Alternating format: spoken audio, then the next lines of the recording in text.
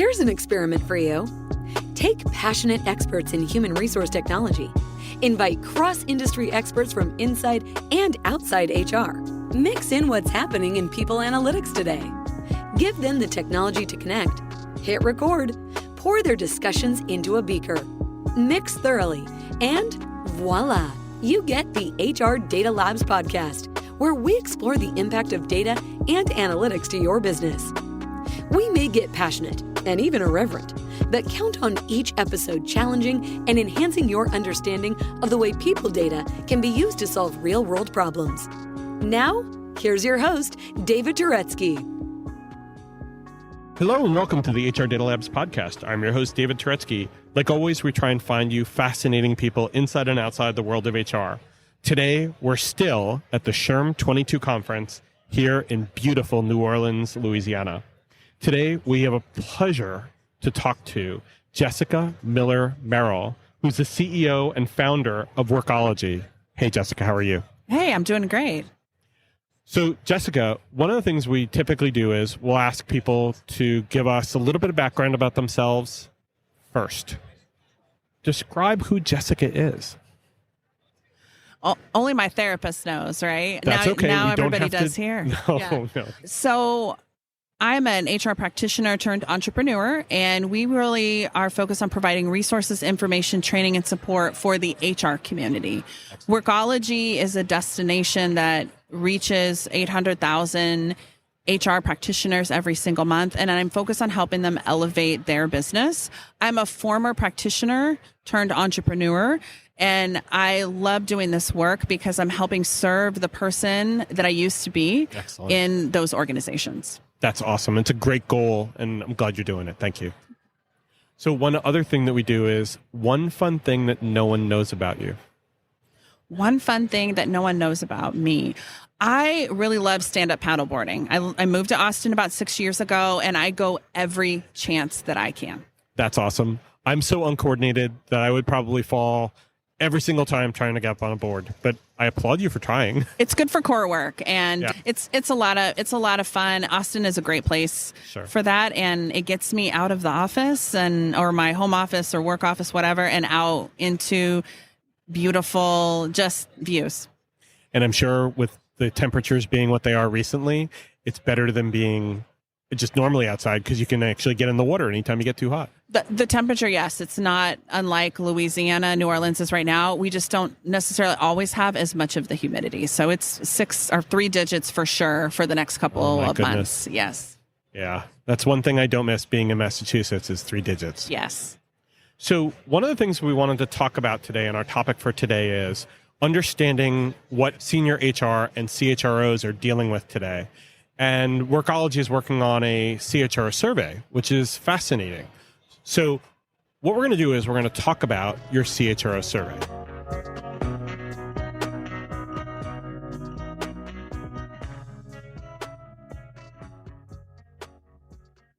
So the first question is, why build a CHRO survey? What kind of spurred you to do it? Hi, this is Stacey Harris. And this is Terry Zipper, and we're the host of the 2 podcasts under the HR Huddle. On Spilling the Tea on HR Tech, we uncover the latest trends, truths, and challenges from Sapient Insight Group's groundbreaking research and our analyst insights, serving up everything you need to know about HR tech with no sugarcoating. And on HR We Have a Problem, we tackle the toughest workplace challenges head on, offering you expert advice and actionable solutions to help HR leaders thrive in today's fast-changing world. Whether you want the scoop on tech or tools to solve people problems, we've got you covered. Take a listen and subscribe. If you want to become part of our community, we'd love to see you. So at the beginning of 2020, when the pandemic happened, I have a podcast also too called the Workology Podcast. And with everyone being at home and unable to see each other, I decided to do a series of interviews where I talk to CHROs. Right. So it's the CHRO series on the Workology Podcast. And I really just wanted to understand and share with others who might not be able to go anywhere what is happening right now, what are priorities and initiatives and changes that are occurring as a result of what we were all going through together but separately. But by the way, there was nothing happening in 2020. Nothing. No. A pandemic, that's easy. CHROs had that. Oh my gosh. Every CHRO that's listening to this right now is like, yeah, okay. That's why burnout is at 92% for heads of HR. So we're all working a lot, trying to navigate this crazy space. And so I started doing the interviews, and today we've had over 50 interviews with heads of HR. And I like the anecdotal conversations, the one-on-one. I think it's fantastic. But I was finding that it was just anecdotal. It was me saying, oh, I talked to this person. So we needed more data, more information. So we launched what we called the HR Benchmark Survey. And we've surveyed 457 heads of HR, ask them about what's important to them, who they report to, what's their budget, how their business works, what are priorities for them as heads of HR, and then also what are priorities for the business. So a whole host of questions, about 30. But the real reason that we wanted to put this together is because I wanted to be able to share, because I feel like it's a pivotal moment really in human resources right now. Yeah. So how do we keep that momentum going post-COVID and beyond for us? I think one of the funny things is when you asked a CHRO what they were doing, they were wearing so many hats, especially during the pandemic, so many hats of making sure that we understood who's working at home, who's not, who can work at home. What were the changes happening in legislation? Because things were changing so rapidly. And there was just so much going on that their heads were literally spinning. So what you're trying to do now is you're trying to put context for what they're doing and how they're dealing with things. Absolutely, and be able to explain to others. Because also I'm finding that during the pandemic, CHROs were leading executive conversations because we needed to know exactly about what you were describing. Legislation changes, safety regulations, all these different things. We had to be starting the executive meeting conversations. I don't want us to not be a part of those conversations. So it's really important for us to have this data to be able to communicate to each other, support ourselves as individuals in HR and our teams, but also talk to our CEO and executive team about here's what my peers are doing. Right. And this is what's a priority for us in aggregate. Right. So let me ask you another question, which is, where did you used to get this data before? Where did anybody go to try and get data about all the things that CHROs were doing? I mean, there's a number of outlets that are out there. I think the Conference Board is a really good place for a lot of information. I just felt like small to medium-sized businesses, we normally don't have access to that information, or most organizations like the Conference Board will focus on collecting data for really large enterprise companies. And so the SMB market often gets they get forgotten. So I wanted to make sure that we focus on the SMB market. I think one of the things that we've specifically talked about in the past on the HR Data Labs is there is a very different world that SMB deals with, not just from regulation. I mean, some regulations are shared, but from regulation, but also from who they're competing against and the local markets that they have to deal with and all the other things that sometimes big organizations do, but a lot of times they don't because they have the resources to be able to deal with those bigger issues. Their teams are different. Who they report to is different. The priorities are different. How they report in terms of business success is different. When you're publicly traded, there are a lot of different regulations and requirements for sharing of information, and you don't have those same things necessarily in the SMB markets. The job of a CHRO is almost fundamentally different because it's not exactly the same, because you have so many people as a larger company CHRO, you have so many people who can take on those other hats. Agreed. And the CHRO typically has such a litany of things that they're responsible for because they just can't afford, right, other people.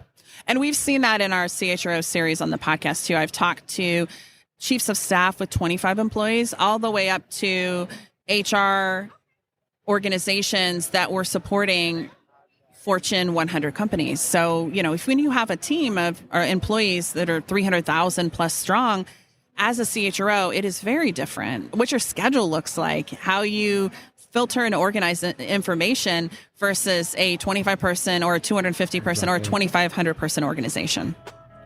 Like what you hear so far? Make sure you never miss a show by clicking subscribe.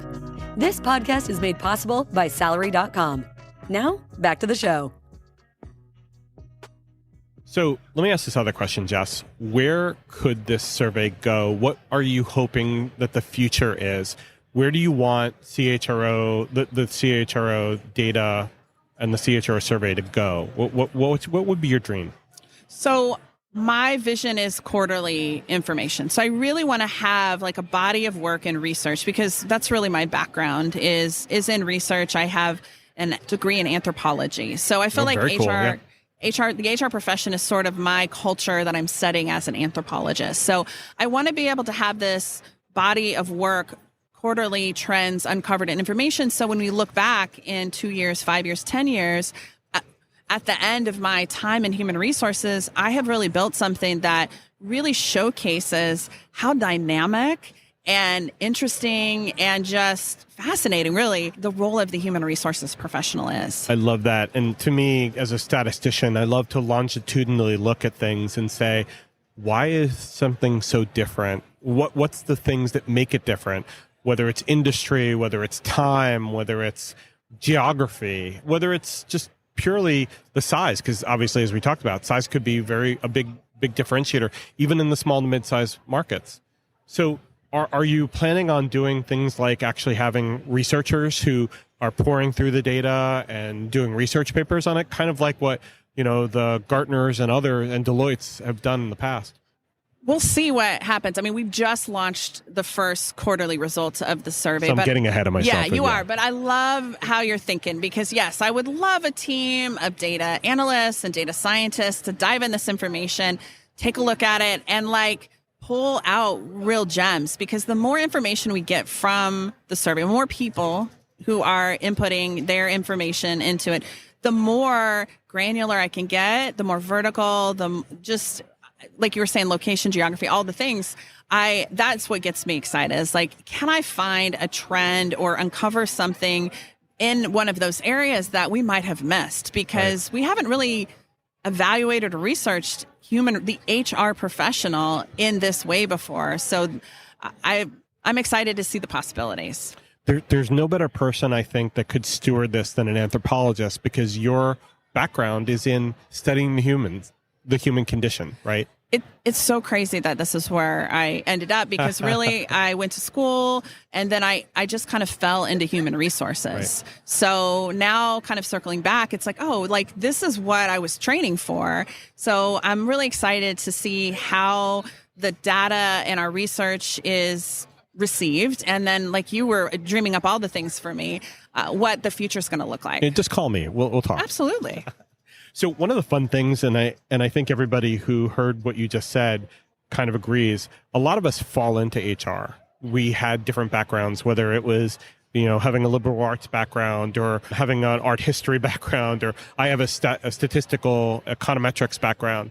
And I didn't fall into it. I actually purposely did it because when I graduated from college, my first job was with Towers Perrin. Oh. And I was developing statistical analyses based on people's jobs. And it was crazy. But I love how people do fall into it with different backgrounds, because it gives us so much of a fertile ground for understanding what we do differently.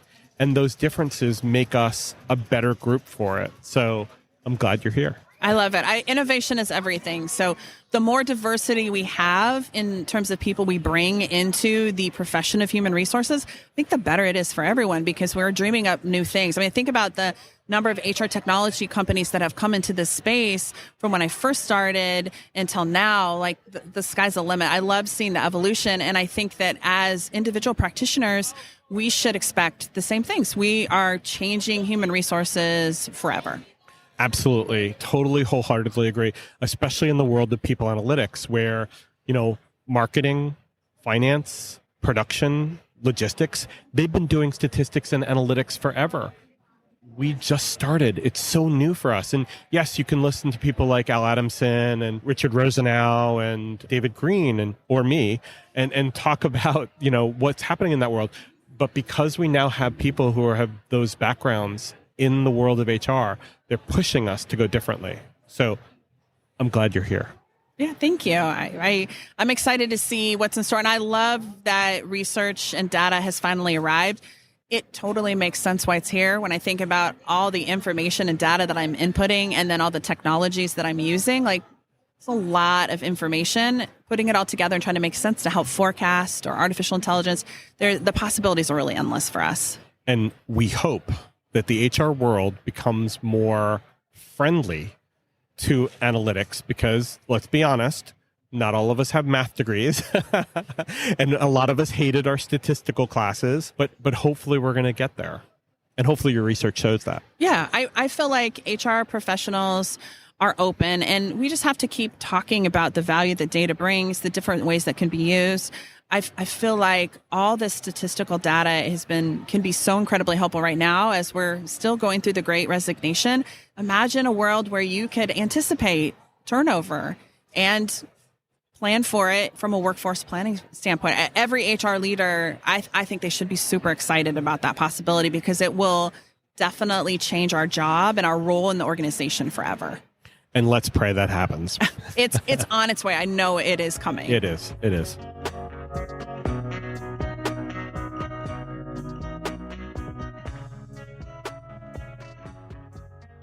Jess, thank you so much. It was wonderful having you.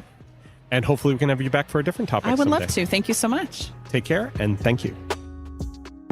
That was the HR Data Labs podcast. If you liked the episode, please subscribe. And if you know anyone that might like to hear it, please send it their way. Thank you for joining us this week and stay tuned for our next episode. Stay safe.